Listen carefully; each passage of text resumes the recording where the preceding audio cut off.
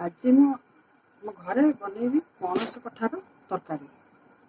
फाड़े तापे नहीं फाड़े पणस कठा, 4टी आलू आ पियाज 2टा, रसुण 1.5टा और एतिक अदा 2 खंड। तापे एतिक मसला दरकार। प्रथम आम पणस कठा को सिझे दे। तो पणस कठा काटिला बेले हाथ में अठा लग जाए, आम चोपा सह सिझे देवा। सिझे देकर काटिबा। आम हाथ में अठा लगे ना। आम छुरी भी काटी पार और पनिकी भी काटी पार। आम सिझेला बेले तार हलदी गुंड आ लुण टे देदेबा, घोड़े देवा। 4 ରୁ 5 मिनट जाके आम सिझापी छाड़देवा। पणस कठाटा सिझीगला आम काटा चोपा छाड़ा। सिझीगले एमती चोपाटा छुरी आराम से छाड़। देखो आराम से चोपाटा छाड़ी जाए, अंतटा भी आराम से बाहर जाए। आम खंड खंड कर काटिक रखा। पणस कठा कटा हो गला। बर्तमान रसुणटा अलग बाटी बाटी पियाज पियाज सागर अदा को आम मिसेक बाटा। अदाटा को कोरोना कोरिकी रखी जो इधर मिसेदेले बाट। खंड खंड काटिले खंड खंड रही तेणु बाटी हम ना। तेणु मुझे कोरोना आज पियाज मसे पियाजटा टे दरदर बटा हम। पियाज पूरा मिन हम दरदर बटा हो।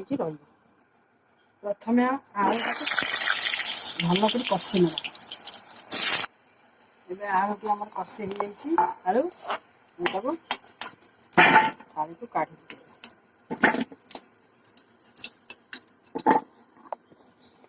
प्रथम आम रसुणटा देवा,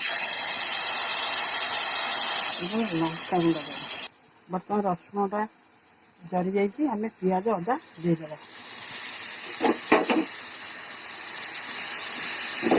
हल्दी गुंड 1 चामच दवा, 2टा पकईदेवा। 1 बड़ चामच दही देदेवा।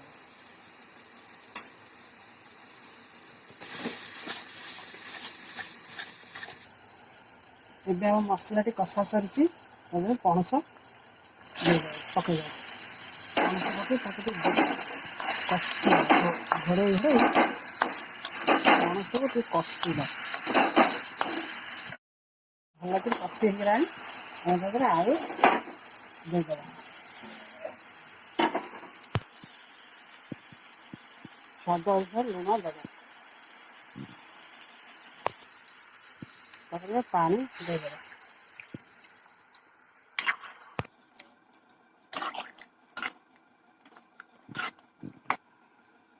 घोड़े दे समय फुटिया छाड़देवा।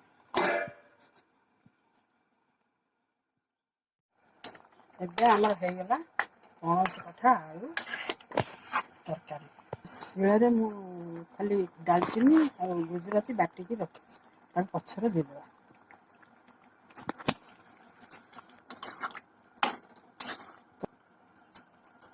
आंच कमेदबा। आंच कमे दे 10 ରୁ 15 मिनट तरकारीटा फुटब। तापर आम गरम मसला देकर ओह्लैबा। वर्तमान प्रस्तुत हो गला पणस कठा आलू तरकारी। केमती लगुच आपण मैंने करके खातु और कमेंट माध्यम जना।